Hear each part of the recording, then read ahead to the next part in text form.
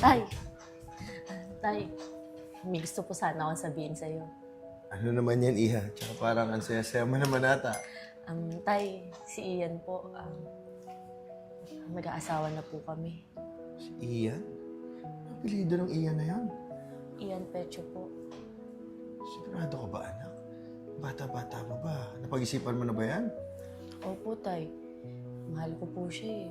At alam ko naman ding mahal na mahal niya rin ako. May request lang ako, Iha. Dalhin mo muna rito sa bahay na makilatis. Okay lang ba? Opo, sabihin ko po sa kanya. Sige, sige. Thank you, Tay. Sige. Tay, si Ian po, boyfriend ko. Hello po, Mang Dave.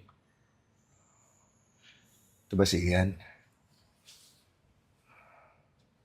Sobrang bait niyan, Tay. Tsaka napaka-responsable. Sabi ko nga po, para siyang kayo. Huwag mo siyang tutulan sa akin, ha?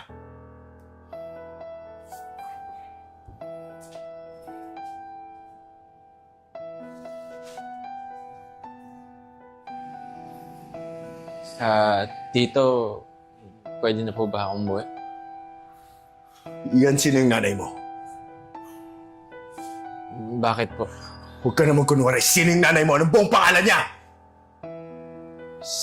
Cynthia Pecho po. Dito pwede. Dito pwede. Sabi niya nalaglag yung bata.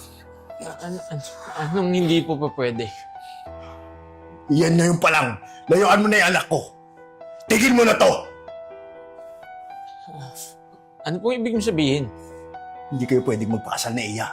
Hindi pwede. Bakit? Aminin mo, lumaki kang walang ama, di ba? Wala kang ama kasi ako yun! Ako yung tatay mo, kaya hindi kayo pwede magsama!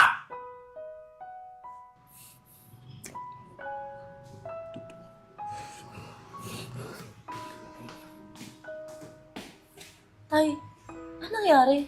Bakit naman si Ian? Eh, anak, may kailangan ako sabihin sa'yo pero hindi ko alam kung paano. Anak, ngayon pa lang, hiwalayan mo na si Ian.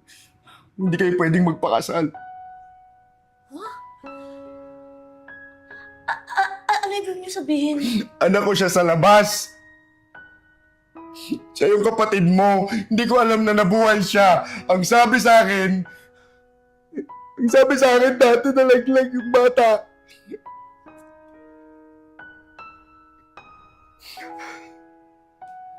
Pasensya na, anak. Pasensya. Hindi ko alam. Hindi ko alam na si Ian yun. Sinabi niya yung pangalan ng nanay niya. At nung takot ko bumalik.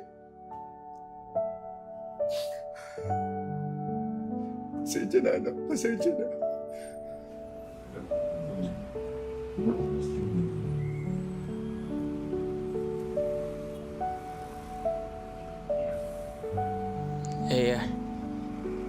Patawarin mo ko. Hindi ko alam.